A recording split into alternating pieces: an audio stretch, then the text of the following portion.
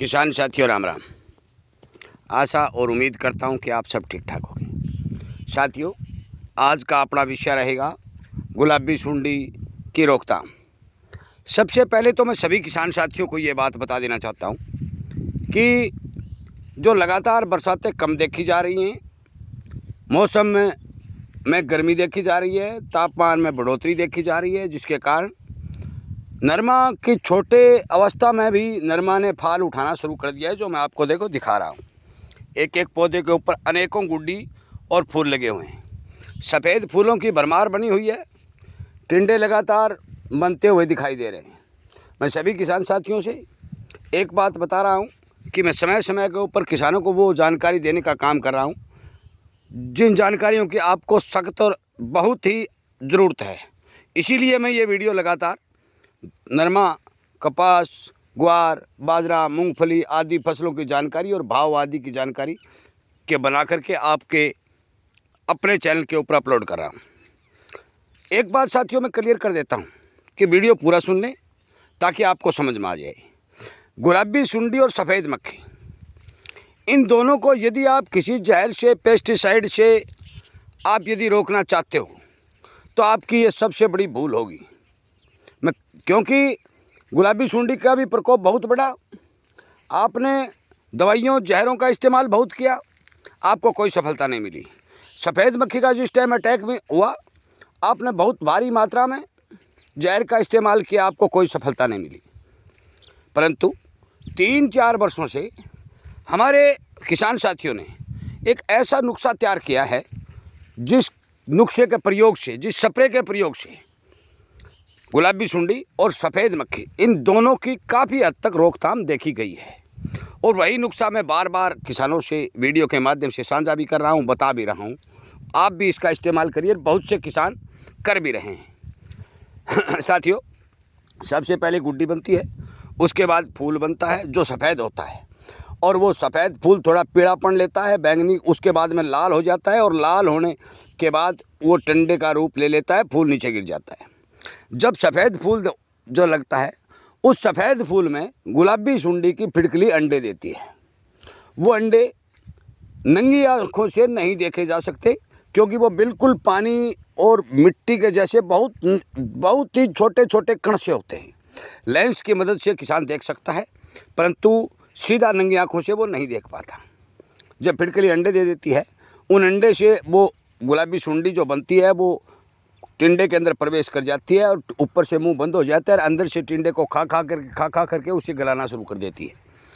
आखिर में वो बाहर निकल जाती है, ज़मीन पर पड़ जाती है। ज़मीन पर आते ही वो दोबारा से क्यूपा बन करके 5-4 दिन पड़ा रहता है, और उसके बाद में फिर फिटकली बन करके फिर अंडे देना शुरू करता है। मेरा कहने का मतलब है कि जिस खेत के अंदर ये जीवन चक्कर एक बार शुरू हो जाएगा, कोई भी किसान साथी इस जीवन चक्कर को तोड़ नहीं पाएगा, जो मर्जी जहर डाल लीजिए। परंतु इस जीवन चक्कर को चलने से पहले हमें रोकना है। वो कैसे रोकना है मैं बता देना चाहता हूँ कि एक रीठा जो आता है, पंसारी की दुकान पर मिलता है। बहुत समय पहले हमारी माताएं और बहनें इस रीठे का इस्तेमाल अपने बालों को धोने के लिए किया करती थी। और दूसरा है नीम तेल, जो पंसारी की दुकान पर मिलता है। नीम तेल जो पंसारी वाला है वो क्यों ज़रूरी है, ये मैं बताने चाह रहा हूँ। पहले तो साथियों, पंसारी वाला तेल ओरिजिनल होता है, उसकी केवल चिकनाई तोड़नी पड़ती है, क्योंकि यदि चिकनाई हम नहीं तोड़ेंगे तो होगा क्या कि वो पानी के ऊपर तैरता रहेगा। यदि हम उसकी चिकनाई तोड़ देते हैं तो वो पत्ते के अंदर प्रवेश कर जाएगा।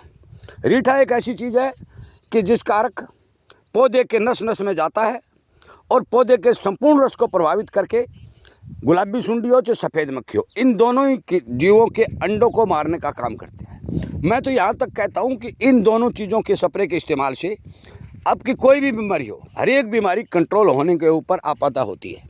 इसलिए जो किसान साथी नीम का तेल और रीठा का स्प्रे करेगा, मैं विश्वास के साथ कहता हूं कि उस किसान साथी की फसल अच्छी होगी। फिर बता देना चाहता हूं कि नीम के तेल की चिकनाई तोड़ने के लिए आपको नकली सर्फ, जो ज़्यादा कास्टिक सोडा वाला होता है, जो बर्तन धोने के रूप में हमें प्रयोग किया जाता है, उसका इस्तेमाल करना बहुत ज़रूरी है। 1 एकड़ के डोज के लिए आप 250 ग्राम नीम तेल लीजिए, उसके अंदर 50 ग्राम सर्फ लीजिए और आधा लीटर पानी लीजिए। जब आप उसको मिक्स करोगे तो वो क्रीम कलर का पानी हो जाएगा, और जब करीम कदर का पानी बन जाएगा तो वो आपके पौधों के अंदर पत्तों के जरिए अंदर प्रवेश करने का काम करेगा। बात रही रीठा की, रीठा दुकान से लाइए, गुठली अलग कर दीजिए। 1 किलो रीठा 1 एकड़ के लिए काफ़ी है। उसका छिलका लगभग 600 ग्राम के लगभग आएगा। आप 2 या 3 या 4 दिन तक उस छिलके को भिगो भी सकते हैं और तुरंत यदि आपको स्प्रे करना है तो आप उस रीठे को उबाल भी सकते हैं। दोबारा भी उसी अर्क रीठा को काम में लिया जा सकता है, क्योंकि एक बार में उसका अर्क नहीं निकलता। साथियों, मैंने पहली स्प्रे आपको बताया कि आप नीम ऑयल और पुरानी छाछ की स्प्रे करें।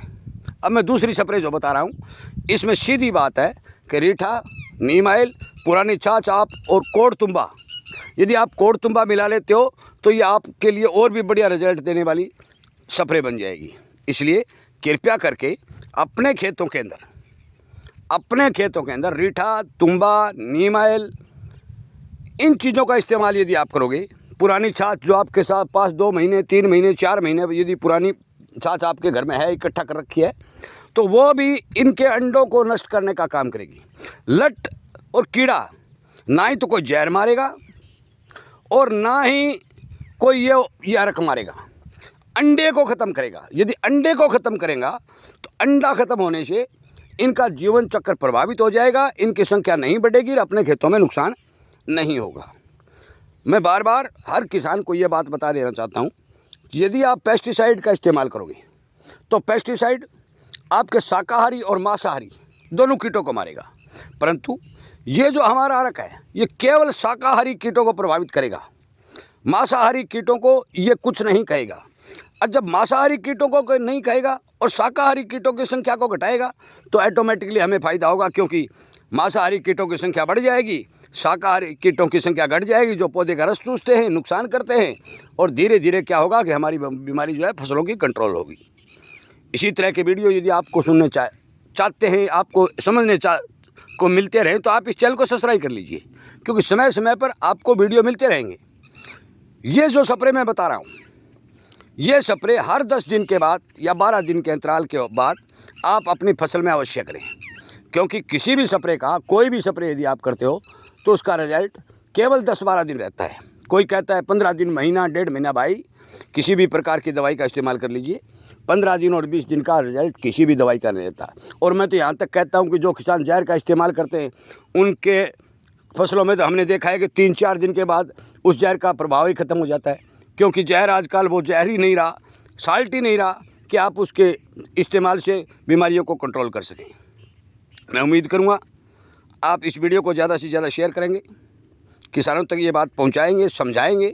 और हमने रीठा, तुंबा और नीम ऑयल की स्प्रे बनाने और यूज़ करने के पहले भी वीडियो लगातार इस चैनल के ऊपर डाल रखे हैं, वो सुनने का काम करेंगे।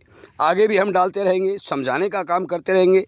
करना न करना वो आपका काम है, जानकारी देना, आप तक पल पल की अपडेट पहुंचाना, ये हमारा काम है।